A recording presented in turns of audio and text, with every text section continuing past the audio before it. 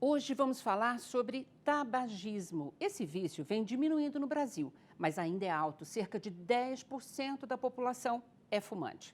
E você, já pensou em parar de fumar? Tá difícil? Então te convido a assistir ao programa de hoje.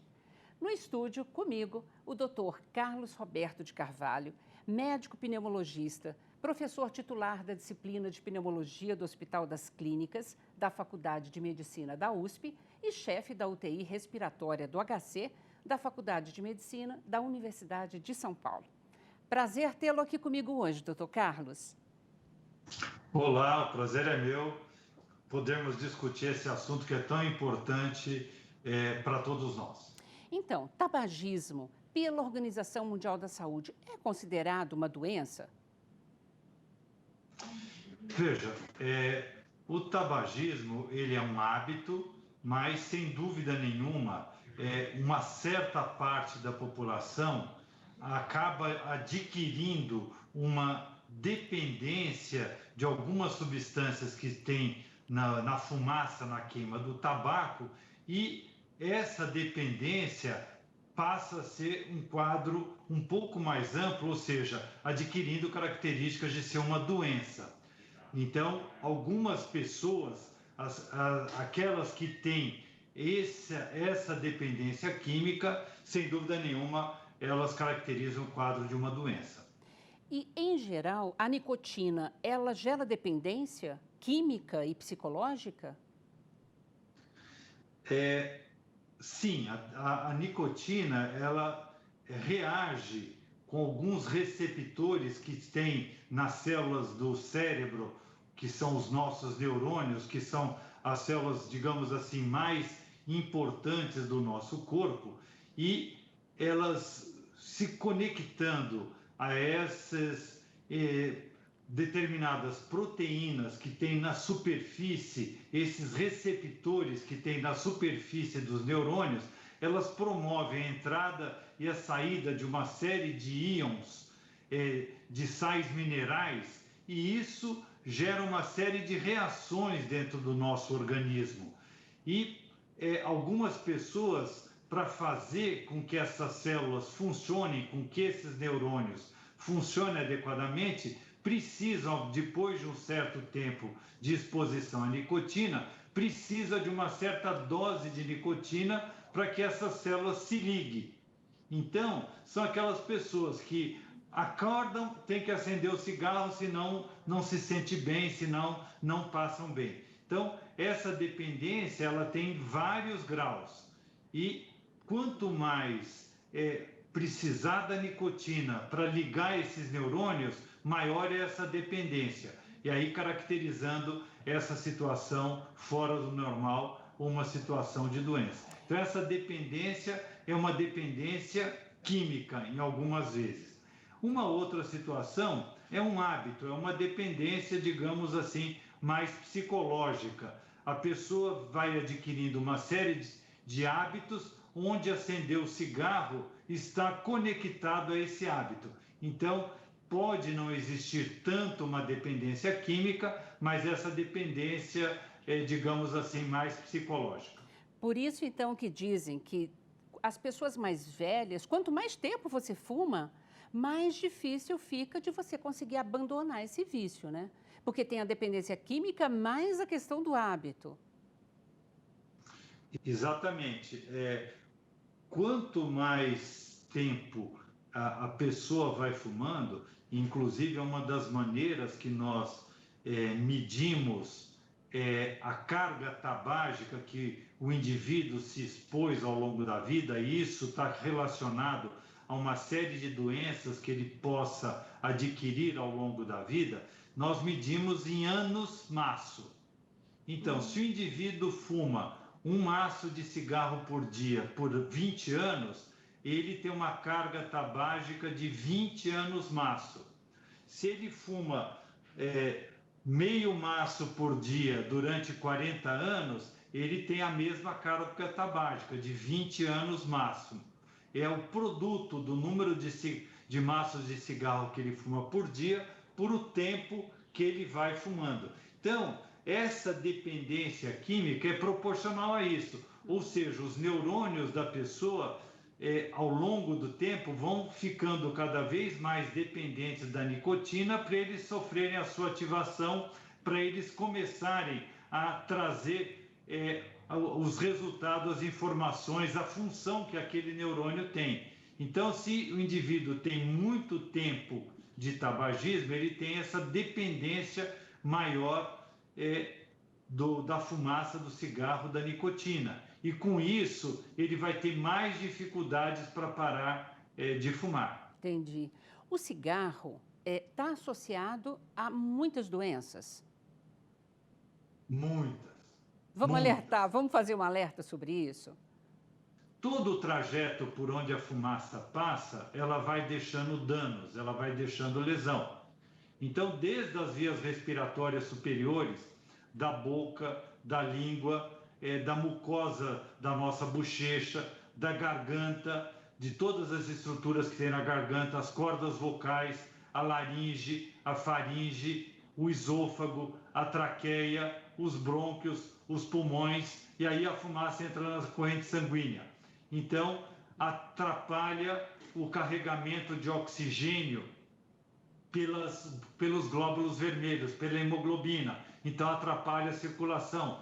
Mexe com as células que envolvem os vasos sanguíneos, que é chamado endotélio, causa inflamações desse endotélio, favorece a formação de coágulos, favorece o entupimento desses vasos. Na parte circulatória, entupindo os vasos, pode chegar menos sangue. Na coronária, o indivíduo pode ter um infarto. No cérebro, ele vai ter um acidente vascular, um derrame. Nas pernas, ele vai ter um entupimento da circulação nas pernas. Muitas vezes vai ter gangrena, precisa de fazer uma amputação. Nos órgãos sexuais, vai chegar menos sangue. Por exemplo, nos órgãos sexuais masculinos, vai determinar a impotência. Vai atrapalhar o desenvolvimento do feto, porque vai chegar menos oxigênio, vai crescer menos o feto. Então, a criança que nasce de uma mãe que fuma é menorzinha do que a criança de uma mãe que não fuma, é menos desenvolvida. Pode estar associada ao câncer de mama, ao câncer de bexiga. Eu vou parar por aqui. Uau. Porque eu cansei. Então, mas antes até, você falou de tantas doenças, o cigarro faz mal para o organismo inteiro, né? E é verdade que na relação do cigarro com câncer de pulmão, por exemplo, que 90% dos casos de câncer de pulmão é ocorrido pelo cigarro? Veja, o câncer de pulmão, ele é um dos cânceres mais frequentes, tanto no sexo masculino como no sexo feminino. Além de ser um dos mais frequentes, ele costuma ser dos que mais mata. Se a população parasse de fumar de 2020 para 2021, a partir de 2025, 2030, o câncer de pulmão deixaria de ser um problema de saúde. Uau! Das situações potencialmente reversíveis, a única que, se houvesse uma ação no sentido de eliminar o tabagismo, resolveria grande parte dos custos de saúde que temos hoje. Uhum. Nossa, que absurdo, né? Agora, por exemplo, tem gente que faz o seguinte argumento. Você viu, fulano fumou a vida inteira e não morreu disso, viveu até os 80, 90, 100 anos de idade. Esse argumento, tem como a gente contra-argumentá-lo? Veja, é bastante simples na minha visão. Como falamos no comecinho, existe pessoas que têm uma dependência química, e isso que define a situação genética da pessoa, é o arcabouço genético. Quando uniu o espermatozoide do pai desse indivíduo, dessa pessoa, com o óvulo da mãe, ficou ali carimbado uma série de informações genéticas que vão influir a vida inteira e vão determinar a vida inteira dessa pessoa. A vida dessa pessoa vai depender dessa carga genética e vai depender de fatores ambientais aos quais essa pessoa vai se expor. Ela vai ter uma tendência a ter, por exemplo, viciada em tabaco e ter doenças relacionadas ao tabagismo.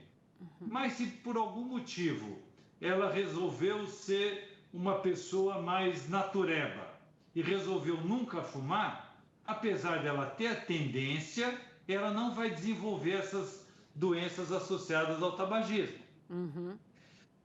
Agora, tem pessoas que nascem com tendências diferentes. Ela pode nascer com uma tendência, ela tem uma carga genética que ela consegue conviver com a fumaça do cigarro, sendo mais protegida contra essa fumaça do cigarro.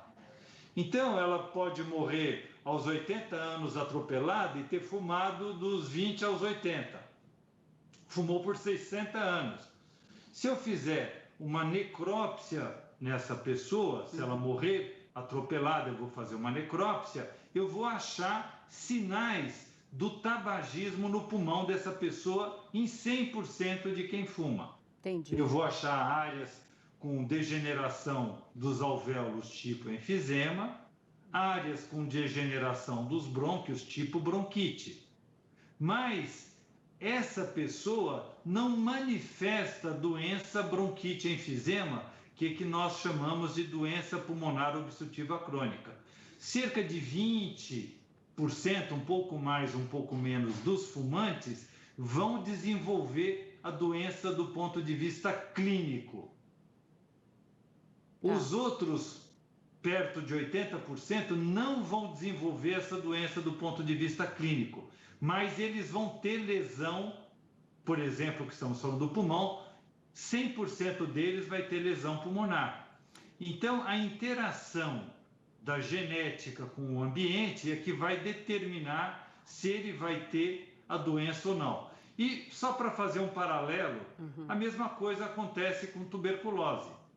100% das pessoas que se expõem ao bacilo da tuberculose desenvolvem doença, tuberculose? Não. A tuberculose andou no mundo no século, principalmente no século XIX, e foi um grande problema de saúde na primeira metade do século XX, e o bacilo, ele estava no ar, todo mundo se expõe ao bacilo. 100% ficava doente? Não, porque tinha uma carga genética que, de alguma forma, eles desenvolviam uma resposta imune que os protegiam contra o bacilo da tuberculose. Entendi. É a mesma coisa com cigarro, não é 100% de quem fuma que vai morrer de tabagismo. Uns vão morrer porque o avião vai cair, porque vai ser atropelado, vão morrer de um câncer em um órgão que não tenha nada a ver com o tabagismo e assim por diante. O problema é que a gente não sabe, né? Se eu, ao fumar, eu estarei protegido ou não, né?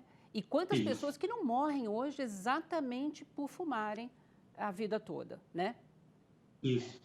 Doutor Carlos, a gente... E a mesma coisa, essa mesma carga genética define se a pessoa vai desenvolver uma dependência química do nicotina ou não. Sim. Então, tem pessoas que não têm essa dependência química, têm esse hábito. Aí levam um susto. Vão fazer um check-up aos 45, 50 anos de idade e aparece um nódulo de pulmão. Aí o cara fala, putz, esse nódulo pode ser um câncer. E pega o cigarro que estava no bolso e joga no lixo e nunca mais fuma. Esse cara não tinha dependência química. Ele conseguiu parar de fumar facilmente. Agora um outro que faz o mesmo aos 45, 50 anos de idade, o mesmo exame e tem um nódulo de pulmão, e ele quer jogar o cigarro fora, ele não consegue, porque ele tem a dependência química.